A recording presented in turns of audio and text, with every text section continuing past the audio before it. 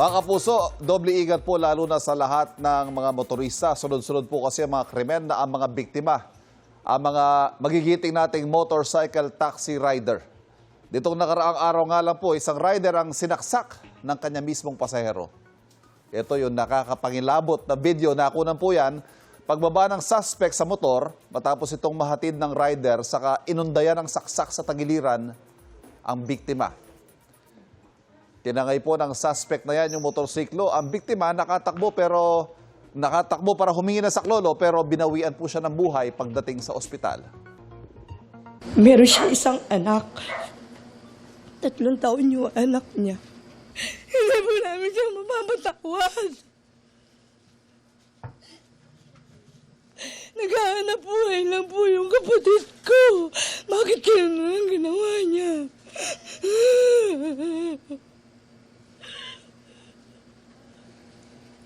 Wala siyang kalaban-laban. Ito naman po yung isa sa Carmona, Cavite. Natagpo ang nakahandusay ang isang rider na pinagbabaril naman ng nag-book na pasahero. Una raw po nakatanggap ng report ng pulisya na hit and run ang nangyaring insidente pero base sa investigasyon, nakitaan ng mga basyo ng bala at balang hindi pumutok sa pinangyarihan ng krimen. Nakausap pa raw sa cellphone ng asawa ng biktimang naturang suspect at ng blackmail pa raw ito para magbigay ng 5,000 kapalit ang kaligtasan ng kanyang asawang biktima. At dahil nga po sa mga krimen na yan, hindi maiwasang matakot ng ilang mga rider. Trending nga po yan, no? Yung pumukaw sa damdamin ng mga netizen, yung panawagan at sulat sa helmet ng isang rider. Ang nakalagay po, buntis ang asawa ko, huwag niyo po ako sanang saktan. Ang mga ganitong klaseng nakakabahalang krimen, paano nga ba may iwasan? Safety check tayo ngayong umaga kasama ang practicing criminologist at certified criminal profiling specialist na si Kier Gabriel Tampos. Sir Kier, good morning. Sir, Welcome. morning, sir. Welcome. Thanks for having me. Before kami umere, nabanggit ni Sir Kier, yung isa sa mga biktima, Yes, sir. nakalulungkot, personal yung kakilala. Yes, sir. Yung binaril sa Carmola, may former student, sir, sa criminology. How do you feel about that? Nung nalaman yung nangyari yung ganyan sa estudyante ninyo? So, yun, sir, no, napakabilis ng kaganapan. Weekly lang, may mga krimen na nagaganap, lalo na po ang involved yung mga nagiging biktima yung natin sa motorcycle. Pero yung biktima ho, ano yung pagkakakilala niyo sa kanya? Estudyante ko po siya sa criminology, sir. Mabait po na estudyante nga lang. Mga kriminal po ngayon, walang kinikilala, walang sinasan. Yun ang nakakalungkot at nakakatakot. Kaliwat kanan na po yung krimen na ang mga biktima, mga motorcycle taxi rider. Sa tingin nyo, bakit ba sila vulnerable? Bakit sila yung nabibiktima sa mga ganito?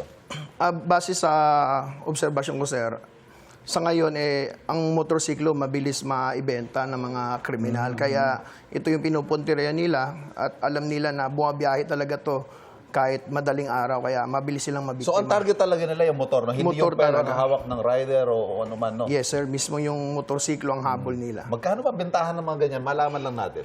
Kung ito, sir, ay nasa mga bintang illegal, sir, 20,000 to 50,000, sir. Oo. Kapag rider ka, sir, paano nga ba ang pag-iingat na dapat gawin? Kasi makikita natin yung pwesto pa lang ng rider, nasa likod yung pasahero, siyempre, nakatutok ka sa harap, hindi mo malalaman kung ano yung ginagawa niya, no? Yes, ano ba yung mga dapat tandaan kung una-una sa pagkuha ng pasahero? Ano ba yung mga kahinahinala at paano ba maging ligtas? Para maiwasan yung mga ganitong krimen, sir, kailangan obserbahan yung mismong tao, i-profile. Meron kami tinatawag, sir, na predictive profiling. Instinct, sir, human behavior mo to So, yun ang susundin mo. Pag-book mo pag may mag-book ng biyahe, kailangan obserbahan mo yung pasahero para maiwasan yung insidente. Pero siyempre, hindi mo naman mababase lang sa itsura, di ba? Yes, sir. Yes, sir. Baka naman sabihin, masyado naman judgmental, ganito itsura. So, therefore, may criminal intent na hindi naman siguro. Paano ba, sir, paano ba tinatansya yung mga pasahero? Inoobserbahan, sir, base doon sa kanyang kilos. At meron kami mga code dyan na tinatawag na task, sir. Tingin, alis, at sumunod. Paano yun? Sige, explain nyo nga. Eto, sir, meron po tayo ditong mga kaganapan, sir. Ayan, sir. Ay, okay. Tingin, sir. Obserbahan, pagbaba, kung paano maiwasan, sir. May dalang patalim o ice pick. Yun po yung tingin, sir. Obserbahan yung area, yung tao, pagbaba. Then, pag alis naman, sir. Ayan. Ayan. Pag, Pero ito, yan, armado yung Armado, ano, no? sir, Armado. yes, sir. Anong mga dapat gawin pag ganyan? pag ganyan, sir, kailangan, sir, i-standby yung sasakyan. Prepared ka rin, sir, pag bababa yung pasahero. Okay. So, extend yung left hand, sir.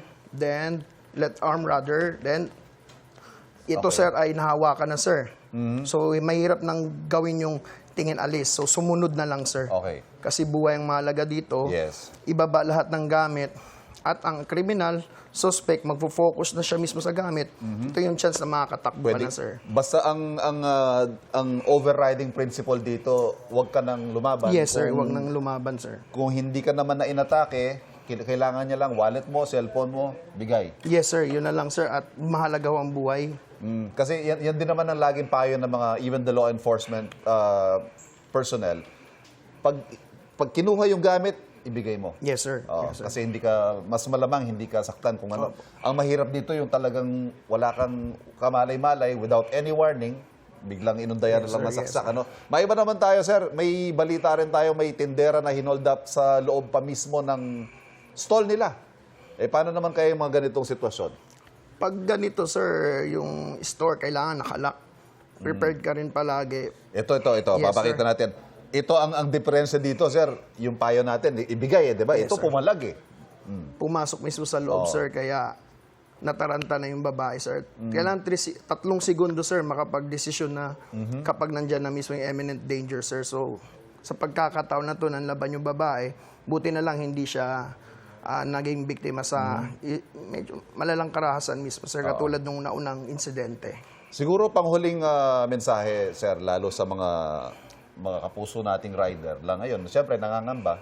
Kaso kailangan pa rin naman maghanap buhay. Ano ba yung mga dapat nilang tandaan, pwedeng gawin para kahit papano may mapanatiling kaligtasan? Ayun, sir, mag-ingat palagi.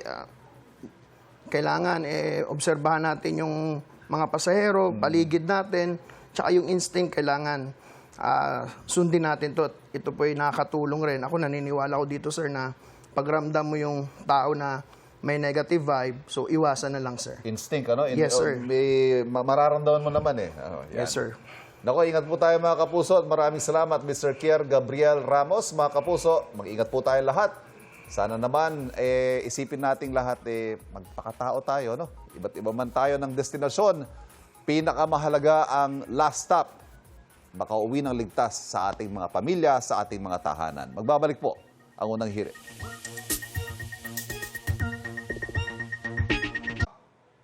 Ikaw, hindi ka pa nakasubscribe sa GMA Public Affairs YouTube channel?